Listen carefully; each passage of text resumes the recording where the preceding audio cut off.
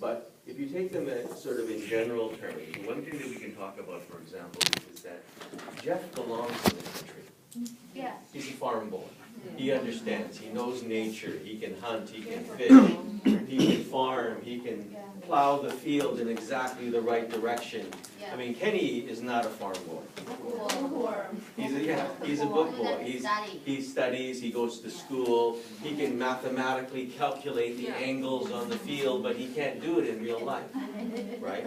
So essentially, Kenny is very different. He's not really a boy that belongs in the country. Probably more likely he'd belong in the city. Much easier. Okay, so that's essentially the differences between them. But also between them as well is that as characters, they are very, very different. Yes. Okay, Jeff is essentially giving, kind, and caring, while Kenny is not like that at all. Kenny holds grudges. Kenny doesn't forgive easily.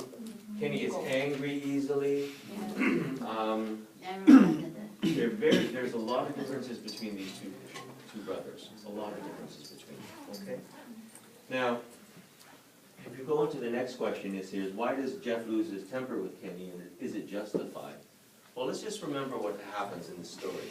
Kenny and Jeff are going hunting, right? They're going hunting. Now, when you go hunting, okay, you're not supposed to be going like this. Blah, blah, blah, blah, blah. But for Kenny, he doesn't care because he doesn't like hunting, right? And he doesn't know about hunting. He doesn't care, so he keeps talking, blah, blah, blah, blah. And of course, for Jeff, this is serious business. Okay, we want to spend all this time not getting anything. And of course, because Kenny's talking all the time, it scares the deer away. Okay, and then they're unable, or Jeff is unable to shoot the deer. And so that's why he loses his temper. Very quickly, he just says, don't you know when better to keep your mouth shut, right? Basically, right? But as soon as Jeff says those words, he regrets them. Because he understands basically what type of person Kenny is. Kenny is different from himself and not easily to forgive and forget. But the trouble is that Jeff has already let that out. And because of that, Kenny is angry. Kenny is angry. Now, was Jeff justified? Did he have the right to yell at his brother? Yes. Yeah, pretty much, I think so. But but again, maybe at the beginning he could have reminded him and said, Kenny, you really can't be talking all the time here. We want to be able to get something. Maybe he did remind him, we don't know. But in some ways I can say he's justified, okay, in yelling at his brother. Now, when we go to the next question here, it says, whenever Kenny is angry with Jeff, he hangs on to the hurt. Is Kenny a vindictive and spiteful person, or is he merely immature?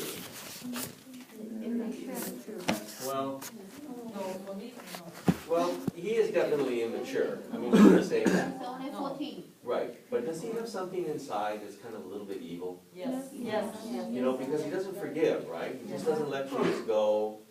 So this is kind of it's not a trick question, but it sort of addresses kind of both issues, right? I mean, just think of both. Look what Kenny did after Jeff yelled at him. He took his gun, he took it, and walked home. He says, where are you going? He doesn't talk to him, right? He just keeps going, right? It's like when you play, if you're playing a game of basketball, and you didn't like what happened, so you take your ball and you go home. So nobody else can play. That's sort of kind of the same idea, because it's very difficult to hunt on your own, because, well, maybe not, but that's sort of the same idea. Okay. All right, so let's go on to the next question here. And it says, why does Kenny shoot at the goose earlier than agreed upon? Okay. Now, let's just please remember what has happened in this story, okay? What happens is, of course, Jeff yells at his brother Kenny. Now, Kenny does not forgive and forget, okay? So this goes on for weeks and months, and Jeff is still trying to get Kenny's forgiveness. But Kenny doesn't talk to him, Kenny ignores him, he doesn't do anything, and Jeff does everything in his power trying to get that forgiveness back. And so one time what happens? The geese come, right? The geese come into the lake. And they say, oh, come on, let's go, we got a chance, right? And he goes, whatever, who cares? And so he drags himself out there with them, of course, right? And so they're on the railroad tracks, and they lay their guns down, and they're all ready, right? And okay, all right, on three. Five. One, was it 5? Yeah. Oh, okay. Yeah, sorry. When they were 5. And what did he get to? 2? 3. You got the 3, yeah. 1, 2, 3, bang. what are you doing, right? Like, can't you count to 5, right? But immediately, Jeff looks at him and then shoots. Okay, now, why does Kenny do that? Well, obviously, Kenny does it to spoil everything, Yeah. right? Yeah, he doesn't want any goose shot. He doesn't want Jeff to get a goose. He doesn't want anyone to be happy. I'm miserable, so everybody else has to be miserable, right? That's the idea. And that's why he purposely goes 1, 2, 3, shoot in the air, right? Okay, now, Kenny knows he went bang, right? But Jeff's going, oh, you got him, you got the goose, you got him. And Kenny's going, no, I didn't get the goose, right? I know I didn't shoot the goose. But he lets Jeff believe, right, and pretend. He lets him pretend and say, yes, it was me, I shot the goose, but he didn't shoot the goose. Okay, all right. Shoot the bird. Well, he probably shot it in the sky, probably. Right? So, again, that's why he did that, of course, right? Okay, now, question 6 here is a little bit different. It's a little bit different because I'm asking you why the author doesn't give you any warning. And if you look at the story, you know, it just goes paragraph, paragraph, and all of a sudden, that one paragraph suddenly switches completely. Setting, time, everything. And when you read it, you go, what? Right? You're kind of a little bit surprised, because usually most writers will give you a little bit of warning. Either like a space, you know, they'll give you a gap in the page, or they'll tell you that they're going to change. But my question is why doesn't Ernest Buckler, the author, tell us? Why doesn't he give us that warning? There's actually a reason why he doesn't give us the warning. Because that's a harsh feeling for Kenny. It is a harsh feeling. So he wants to create a harsh thing, like everything turned suddenly. That's the turning point of his life and his brother's life. So you're saying that because it's a very serious issue, right? Yes. Then there is no warning. Because most of the time, because they start talking about Jeff at the end also, but all the story was in the back and the paper happened. Whatever happened before, right? Okay, yeah, so whatever happened before.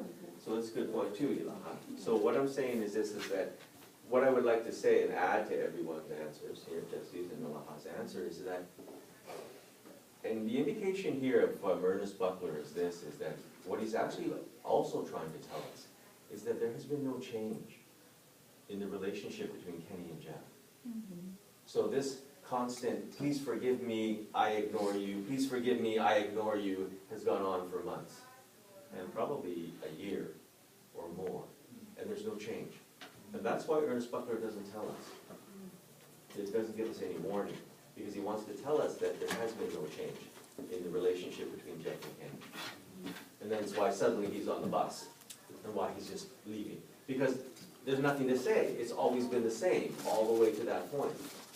No forgiveness, all the way to that point. Okay, does that make sense? Yes. Okay, now please remember, okay, that when you read stories, oftentimes that the writers, not only by the words, but actually the actual formatting and structure, actually give us a clue or a hint as to what's happening in the story as well. Okay? All right, let's go on here. So number 7 says, as both brothers are waiting for Jeff's bus to depart, Kenny and Jeff share a secret. What is the secret, and what is each brother's reaction? Well, that's where they basically say, you know, you didn't shoot the goose. I mean, I shot the, I shot the, you know, that kind of idea. You know, who shot the goose, right? And, you know, you shot the goose, didn't you? Now, let's remember, how long has this been going on? Probably at least a year, maybe more, maybe even 2 years. 2 years. 2 years, this has been going on. And once that secret comes out, of course, right, Jeff is so happy. Because he knows that, for the most part, that Kenny's starting to forgive him, right? So he's very, very happy. But what does Kenny do? He starts to cry. Yeah. Now, and then he gets upset at himself for crying, because he's not supposed to cry. He's a big boy. He's not supposed to cry. But remember, he's been carrying this for 2 years, right? You carry this hate, this grudge, or whatever you want to call it, and it's not healthy. It is not healthy. And finally, he let it go. And then all the emotions come up, of course, right? Okay. Now, unfortunately, Jeff gets on the bus very quickly after this, and he's gone. And he doesn't get to come back. And that's why, again, Kenny feels somewhat, I would say, guilty, because he doesn't get to fully apologize, right, for what he has done. Okay? All right, the last question says, what is the significance of the title? Why is it important, right? It's called, well, it's called the Wild Goose, right? Yes, it is about grace, about memories. His brother is Wild Goose. Pardon me? Yeah. His brother, Sing Chief that is natural. Okay, so Jeff is the Wild Goose? Yeah. Would we all agree on that? Yeah. Yeah, okay, that's right. Jeff is the Wild Goose. Because remember, let's just remember what has happened. Do you remember when Jeff shoots the goose? What does he do when he approaches the goose? He touches the goose, right? He sort of caresses the goose, he touches it. It's almost as if he's saying, thank you. Thank you for giving up your life so that we get to enjoy, a meal. So Jeff has this very, very strong connection to nature. Very, very strong connection, okay? So let's think about it. So if Jeff is the Wild Goose and he is part of nature, right? So it's sort of like basically the same. The similarities are very, very strong, actually. Once the goose was shot, do the geese ever come back again? Well, the geese fly by, but they never land again. The geese never land in that lake ever again. They never come back, right? Because just like Jeff, Never come back. he doesn't come back, right? He doesn't come back. But remember, of all the hundreds of geese that are there in that lake, only one dies. Unknown, no name, just like Jeff on that hill in Korea. Yeah. One soldier among many, many died. Probably never go back there again because they either conquered that hill or they're not going to be part of that hill anymore. And so the reference, of course, is to that. Right? So Jeff is, yes. So when we answer this question, do we write All those of this? things? Kind of, yeah. You kind of have to. Because if you don't, Esther, what happens is that the reader, usually your teacher, will look at it and go, well, something's missing. Okay, so you really should explain it in greater detail. All right. Does that make sense for the questions? Everybody okay pretty much? Okay.